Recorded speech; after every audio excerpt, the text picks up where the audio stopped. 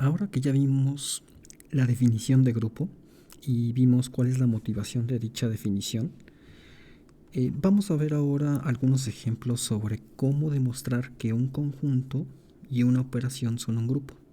Aquí en esencia lo que hay que hacer es verificar que las propiedades de la definición de grupo se cumplen para ese conjunto y esa operación. Si alguna de esas operaciones no se cumple, entonces el conjunto no es un grupo con la operación dada. Entonces vimos en la clase pasada que los números enteros con la operación habitual de la suma son justamente un grupo.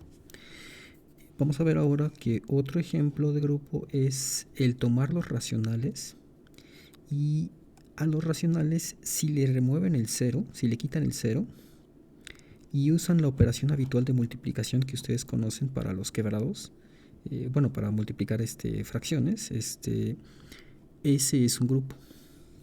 Ok, entonces vamos a hacer primero ese ejemplo. Entonces vamos a considerar estamos considerando el conjunto de los racionales, ¿sí? Removiéndoles el cero. Esta notación que está aquí, con esta diagonal y estos paréntesis, significa que le estamos removiendo el cero a los racionales. Entonces este es un conjunto que no tiene el cero. Tiene todos los racionales, pero no tiene el cero. Y vamos a considerar la operación de multiplicación habitual de quebrados. Acuérdense que esta multiplicación es de la siguiente forma. Si tienen, por ejemplo, que P es un racional, acuérdense que los racionales son números en los cuales se expresan de la manera A sobre B, donde A y B, estos elementos de aquí, tanto A y B, son números enteros, ¿sí? Pertenecen a los enteros. Bueno, aquí es el símbolo de Z con las dos rayitas, pero me quedé medio chueco. Entonces, pues supongamos que tenemos entonces dos de estos números. Vamos a nada más a poner énfasis sobre cómo funciona esta multiplicación. Entonces tienen el número P y el número Q, que el número Q vamos a decir que es C sobre D. También estas letras de aquí que estoy usando de A y B y C y D representan constantes, representan unos números arbitrarios. Por ejemplo, este podría ser 5 cuartos y este otro podría ser 8 tercios. Pero para no estar poniendo un número específico, lo que estamos tratando de hacer con esto es definir números generales, arbitrarios. Entonces por ello es que simplemente nos quedamos con las letritas. Y ahora que ya tenemos P y Q, entonces recuerden que esta multiplicación, la multiplicación habitual, se define como P por Q.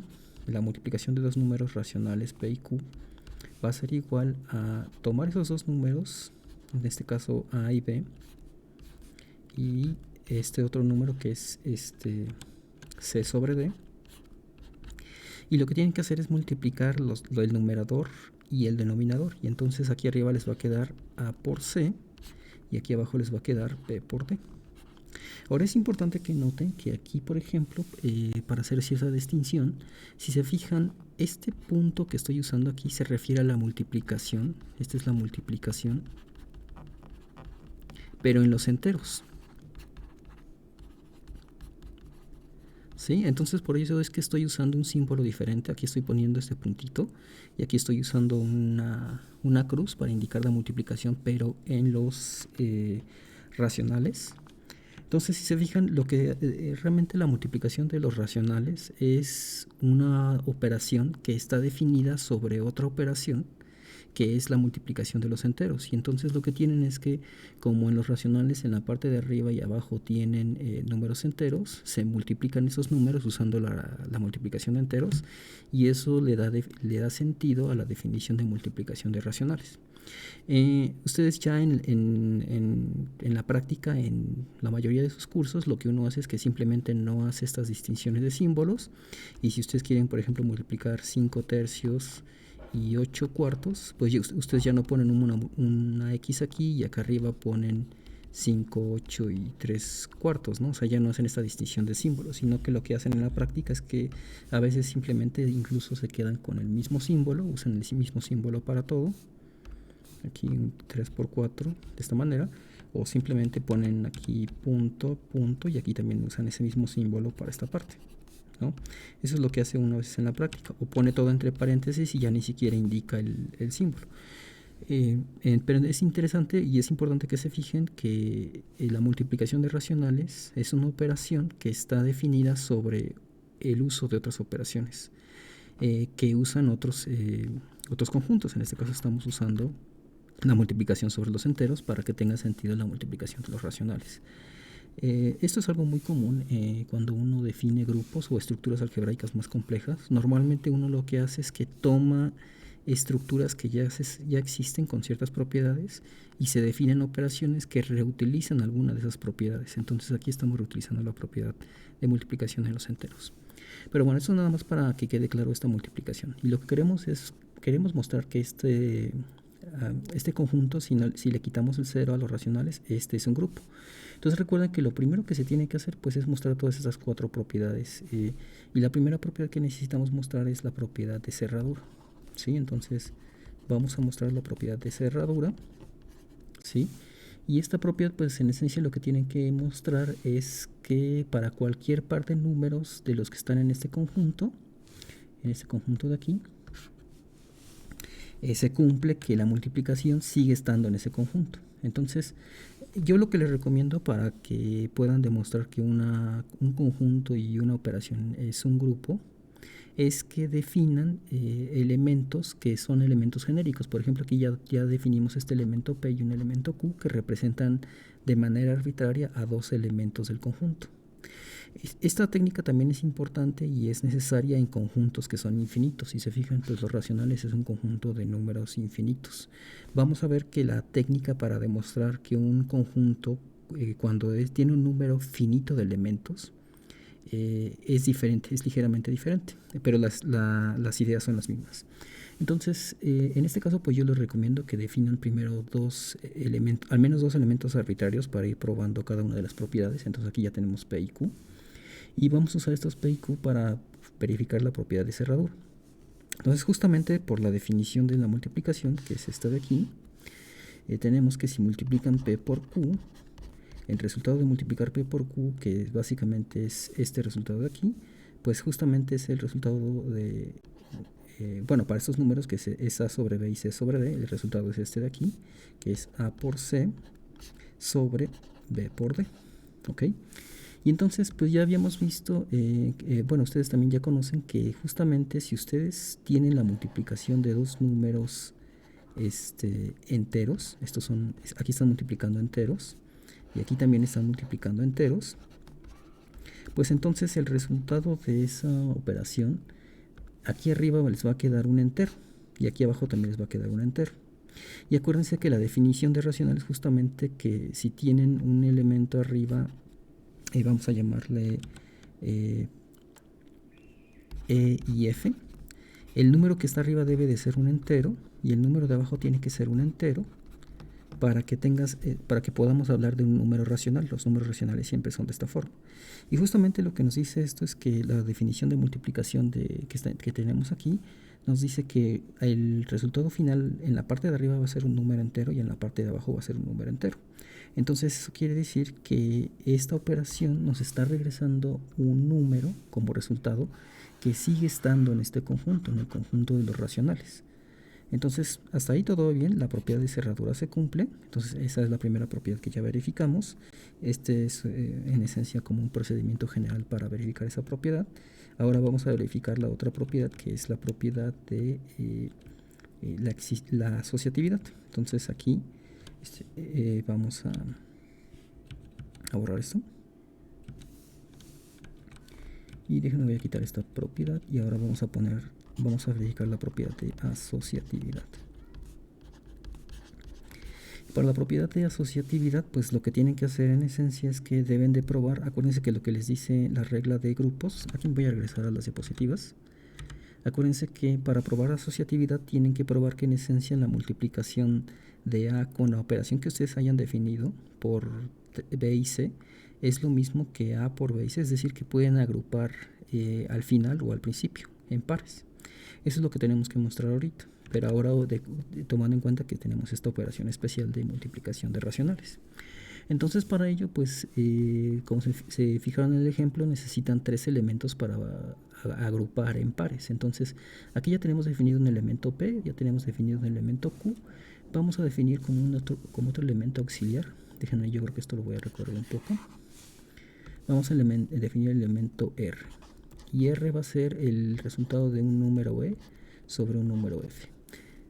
Entonces es importante que noten que estos tres, P, Q y R, representan racionales y estamos diciendo que la forma de estos racionales pues son estos números enteros que el resultado de este cociente de estos números enteros. Y entonces ahora sí vamos a regresar a la propiedad de asociatividad. Y pues lo que queremos probar es que si multiplicamos P por Q por R, y primero hacemos el resultado de Q por R y luego multiplicamos por P, eso es exactamente lo mismo que agrupar primero P con Q y luego multiplicarlo por R. Eso es lo que queremos demostrar. ¿Ok? Voy a recorrer esto tantito.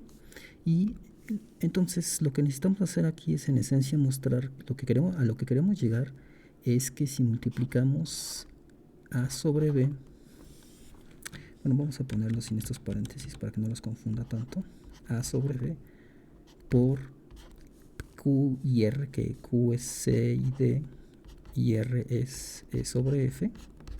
Esto tiene que ser igual al resultado de multiplicar A sobre B por C sobre D por E sobre F. Esto es lo que queremos demostrar, ¿no? Esto es lo que hay que demostrar. Es lo que tenemos, a lo que tenemos que llegar. Entonces, yo en este caso lo que les recomiendo cuando vayan a probar cualquiera de estas propiedades es que vayan usando la definición de la operación que tienen de multiplicación, o bueno, la definición de la operación con el conjunto en el que estén trabajando. Entonces, por ejemplo, aquí pues ya sabemos que la operación de multiplicación cumple esta propiedad, tiene que cumplir esta definición, y es la que vamos a ir usando aquí en esta parte para ir llegando a este resultado que está a la derecha. Entonces vamos a ir por partes. Entonces queremos probar que este término de aquí es exactamente lo mismo que esto de acá. Entonces para ello pues vamos a tener que A por B. Voy a volver a reescribir esto para que quede un poquito más claro. Y vamos a ver cuál es el resultado de esta operación. Entonces aquí lo que hay que hacer primero es pues evaluar cuál es el resultado de esta operación de aquí. De esta multiplicación. Y de acuerdo a la definición de multiplicación de quebrados, de racionales que teníamos allá arriba, lo que vamos a hacer aquí es dejar el A sobre B, vamos a poner la multiplicación, y el resultado de esta multiplicación aquí va a ser, pues de acuerdo a la definición tenemos que multiplicar C por E con la multiplicación de los enteros, y todo eso dividirlo sobre D por F. ¿Ok? Ese es el resultado de esta multiplicación. Y una vez que hicimos eso, podemos volver a utilizar la definición de multiplicación, porque justamente C por E y D por F siguen siendo números enteros, números naturales. Y pues otra vez tenemos que, de acuerdo a la definición de multiplicación, si tienen dos números racionales, acuérdense que C y D son números naturales, si los multiplican, les tiene que dar otra vez este producto, que es el producto de números enteros. Entonces aquí básicamente es aplicar otra vez la definición y nos va a quedar que A por C por E con la multiplicación de los enteros sobre B por D por F. ¿Ok? Y ya aquí entonces lo que tenemos es una multiplicación arriba de enteros sobre una multiplicación de enteros. Y es aquí donde podemos usar ciertas propiedades que ya conocemos que tienen los enteros. Porque acuérdense que los enteros justamente tienen la siguiente propiedad. Tienen la propiedad de que A por C por E es lo mismo que si ustedes agrupan de este lado. Esto es exactamente lo mismo que agrupar de esta otra forma. ¿Sí? Es decir, la propiedad de asociatividad es algo que cumple la multiplicación de los números enteros. Y esa es la propiedad que vamos a usar aquí. Como podemos agrupar como nosotros queramos estos términos aquí arriba, lo que vamos a hacer aquí entonces es lo siguiente. Pues simplemente vamos a usar esta propiedad con estos números de aquí arriba. Y entonces lo que vamos a hacer es que justamente por esto podemos decir que esto es exactamente lo mismo que al tener A por C, paréntesis, multiplicando a E, sobre esto mismo propiedad lo vamos a aplicar aquí abajo, B por D, que multiplica a F. ¿ok? Simplemente estoy agrupando arriba y abajo de manera diferente los términos que aquí teníamos. Y ya con eso, entonces, ya podemos entonces notar lo siguiente. Si se fijan, esto de aquí, pues es un número natural, perdón, un número entero. Y este de aquí también es un número entero. ¿Ok?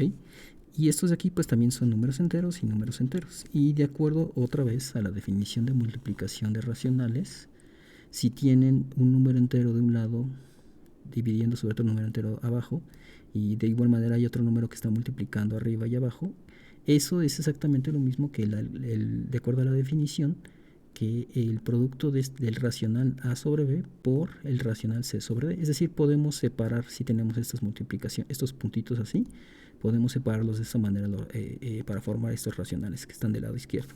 Es decir, vamos a proceder ahora del lado inverso. A partir de esto nos vamos a ir hacia este lado. Entonces aquí, tomando en cuenta eso, y usando la misma definición de multiplicación de racionales, lo que nos dice esto es que podemos escribir esto como el resultado de multiplicar el número racional que resulta de tener AC sobre BD por el otro número racional que es E sobre F. ¿Ok? O sea que incluso aquí puedo omitir los paréntesis. E sobre F. ¿Ok?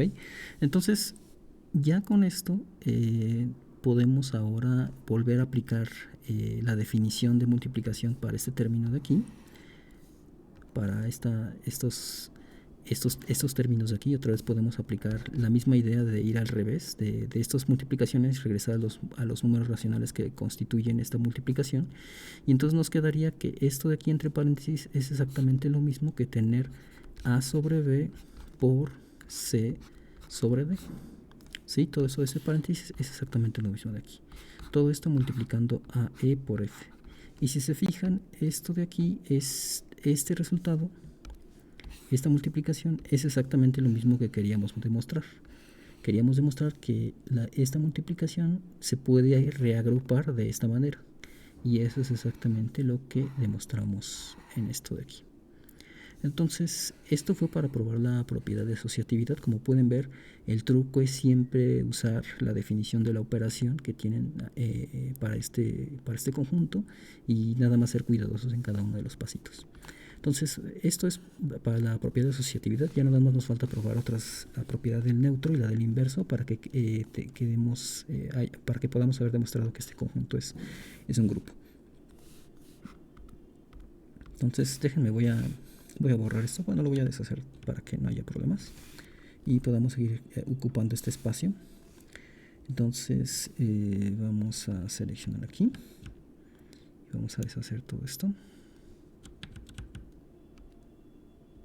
Entonces ahí lo estoy deshaciendo y ya probamos asociatividad, ya probamos cerradura. Ahora vamos a probar la existencia del elemento neutro. Esta es la parte que puede también a veces ser un poco, a los primeros ejercicios puede resultar un poco confusa o complicada, porque en esencia lo que tenemos que mostrar es que se cumple esta otra propiedad. Aquí me voy a regresar de nuevo a las diapositivas. La propiedad de la existencia del elemento neutro, de que multiplicar debe de existir un elemento especial, el elemento neutro E, tal que ese elemento neutro, al multiplicarlo por cualquier otro elemento del conjunto, sea lo mismo que multiplicar al revés. Y, perdón, aquí ya me adelanté. Y eso nos tiene que dar, bueno, aquí está mal la diapositiva, disculpen. Aquí debería decir A, ahí está. Y eso nos tiene que dar A, ¿ok? Entonces, es decir, debe de haber un elemento que no cambia cuando se aplica la operación al elemento que se tiene en esta operación, en este caso A. Entonces, para ello, pues vamos a regresar aquí a la pizarra y pues otra vez vamos a usar estos términos que ya teníamos definidos aquí arriba. Vamos a usar entonces, lo que queremos llegar es que queremos encontrar un término especial E, tal que cuando lo multipliquemos por cualquier otro número racional, por ejemplo P, esto sea igual a E por P, es decir, perdón, lo estoy escribiendo mal aquí, y es P por E, tal que la multiplicación sea la misma al revés y esto sea igual a P. O sea, que no lo altere. Y queremos buscar un elemento especial que tenga esta propiedad. Entonces, aquí es donde lo que uno puede hacer para determinar este elemento neutro es, a veces simplemente uno puede tratar de adivinar ese elemento, o si no, puede uno componer una ecuación y despejar esa ecuación. Entonces vamos a primero a intuir rápidamente qué necesitamos para que ocurra esto, ¿no? Lo que queremos que ocurra es que debe de haber un elemento, entonces un racional. Vamos a decir que este racional, pues vamos a ponerle X y Y. Estoy utilizando aquí las letras X y Y porque casi siempre es una convención de que X, Y, Z, W se usan para incógnitas. Y las primeras letras A, B, C, D, E y F se usan como constantes, ¿no? Como algo que en teoría conocen. Entonces nosotros ahorita no sabemos cómo es la forma de este número neutro, ¿sí? Que debe de cumplir esta propiedad de que no altera en la multiplicación. Entonces por ello estoy poniendo estas variables X y Y.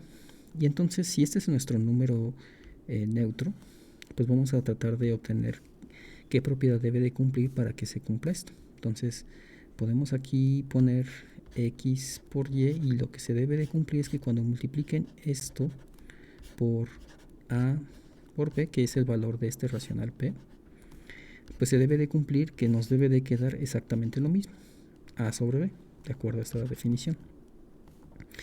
Y aquí, pues si se fijan, lo que al ver algunos de esos problemas, cuando uno ve ya esto directamente, pues se da cuenta de que lo que tiene que ocurrir es que para que esto se cumpla, se tiene que cumplir que X tiene que ser igual a 1 y Y sea igual a 1, porque de acuerdo a la definición, si X y Y son igual a 1, lo que va a ocurrir es que este producto, cuando lo multipliquen, pues les va a dar 1 por A y 1 por B, y entonces les va a quedar lo mismo, ¿no? Entonces de esa manera podríamos, digamos que nada más viendo la ecuación, adivinar el resultado, ¿no? El valor que debe de tener este neutro. Por supuesto, no siempre es tan fácil. Este es un ejemplo como muy básico y pues sí es como inmediato que el valor del neutro debe de ser, en esencia el valor del neutro debe de ser 1 sobre 1. Sí, este es nuestro elemento neutro. Pero si no fuera tan... Si no fuera este ejemplo tan sencillo, pues no podríamos determinarlo de esa manera tan directa. Si ese es el caso, lo que yo les recomiendo para tratar de determinar quién es el elemento neutro es que traten de construir una ecuación con la información que debe de cumplir el elemento neutro. Entonces el elemento neutro en este caso pues sabemos que tiene que ser E por P, debe de cumplir esta ecuación, es decir, X es el elemento neutro cuando lo multiplican por A sobre B, debe de ser igual a A sobre B.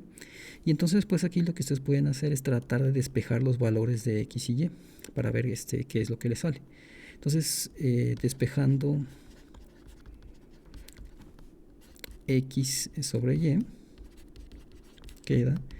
Entonces aquí, pues si A está multiplicando, bueno, de acuerdo a la definición de multiplicación de racionales, esto de aquí, estos términos de aquí, son exactamente lo mismo que esto de acá. Vamos a ponerlo con otro color. Es X por A sobre Y por B. Y esto tiene que ser igual a A sobre B. Entonces, ya si lo ven así, pues pueden aplicar lo que ya conocen de despejes básicos de ecuaciones.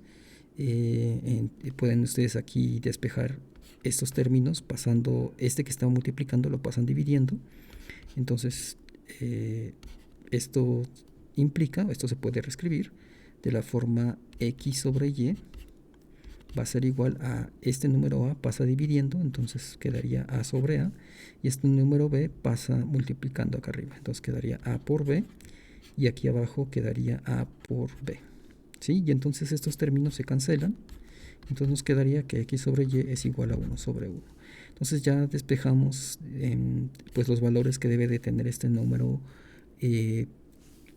neutro E, y entonces de resolver esta ecuación tendríamos que justamente el valor de E, que es este X sobre Y, tiene que ser igual a 1 sobre 1. Entonces cualquiera de las dos maneras pueden ser útiles para resolver estos problemas. Y pues ya con esto ya probamos la propiedad del neutro. Vamos a probar finalmente la existencia del inverso. Entonces vamos aquí a poner este inverso, ¿sí?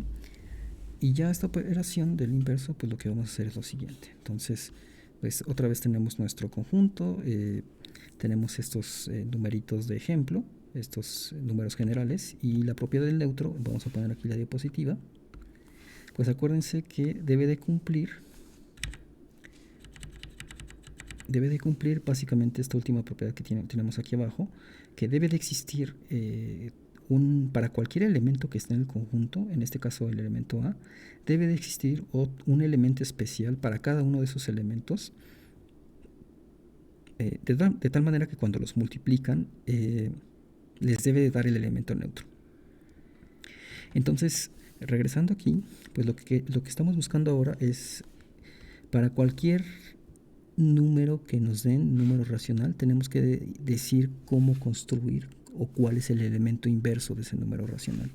Entonces, en esencia lo que queremos es que se cumpla esta ecuación. Queremos que si tenemos un número racional p, lo multiplicamos por algo que le denominamos la inversa. Acuérdense que esto de aquí es solamente una notación. No significa que estamos tomando un número y le estamos elevando a la menos 1, sino es una notación para indicar que este es el elemento neutro. Entonces, el elemento neutro pues debe de cumplir que esta multiplicación debe de ser, el elemento neutro, el elemento inverso debe de cumplir que esto debe ser igual al elemento neutro, ¿sí? Entonces, lo que vamos a hacer aquí es que como ya sabemos que P es un número racional de la forma A sobre B, entonces lo que voy a hacer aquí es pues voy a volver a plantear este número P-1. Este número P-1 lo podemos definir como una variable que se compone de las variables Z sobre W.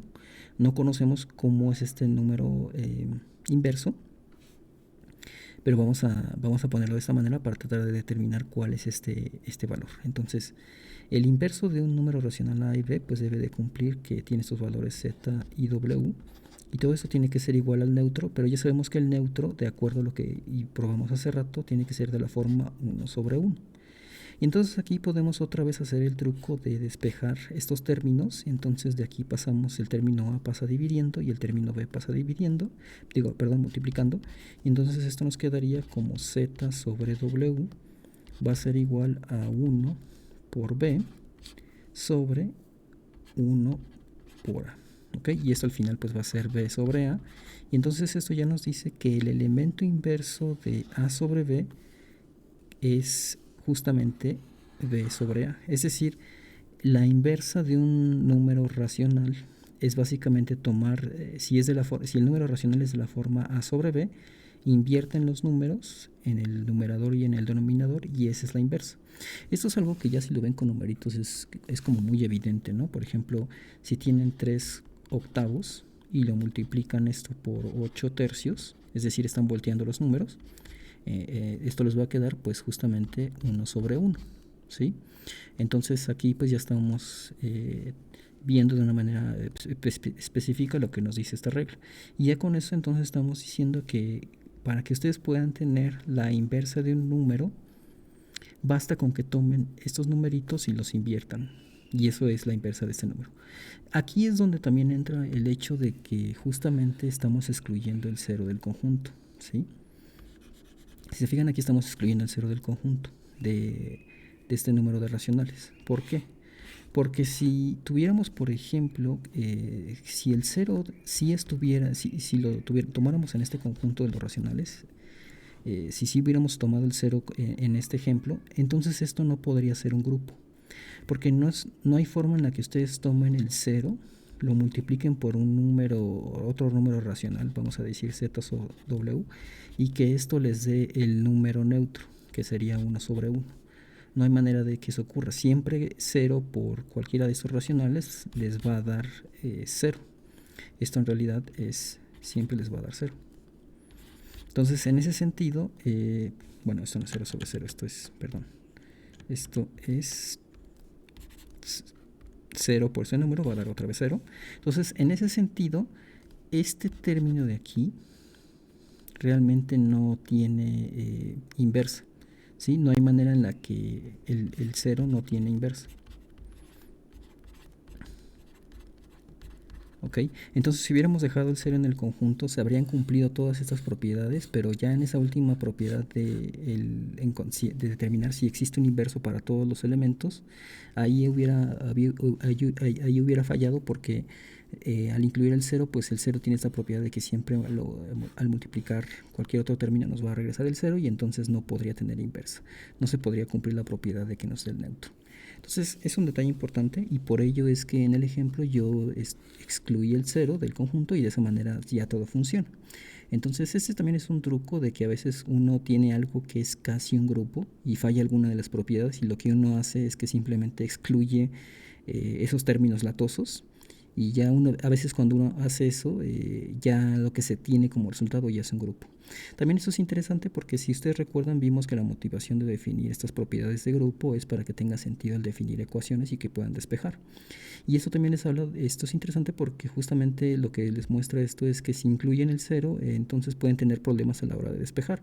Y esto es algo que seguramente ustedes ya de manera intuitiva saben de sus cursos de álgebra, de que no pueden, por ejemplo, dividir sobre el cero, ¿no? Si ustedes tienen una ecuación aquí, x, y, bueno, vamos a poner esto un poco más arriba para que no los confunda tanto. Pero si tienen, por ejemplo, una ecuación de la forma x por y igual a z, ustedes no pueden despejar este término y si este término y, por ejemplo, fuera 0. Si fuera 0 no pueden hacer x va a ser igual a z sobre 0 porque esto no tiene sentido. Por ciertas cuestiones matemáticas que ahorita no voy a entrar a detalle, pero esto en esencia es consistente con lo que estamos haciendo aquí para determinar nuestro grupo.